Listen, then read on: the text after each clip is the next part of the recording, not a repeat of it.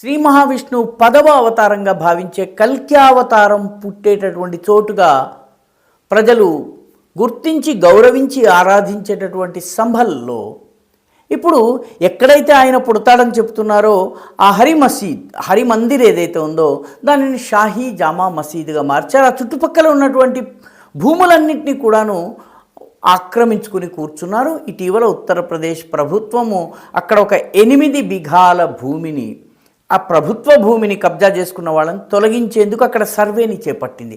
22 మంది వ్యక్తులు 8 బిఘాల్ని కబ్జా చేసుకుని కూర్చున్నట్టుగా తేలింది. అయితే ఈ సర్వే నిర్వహించటానికి ఉత్తరప్రదేశ్ పోలీస్ కానిస్టేబులరీని, దానికి సంబంధించిన భద్రతా దళాలని నియోగించాల్సి వచ్చింది. అల్లర్లు చెలరేగకుండా ర్యాపిడ్ యాక్షన్ ఫోర్స్ని పెట్టాల్సి వచ్చింది.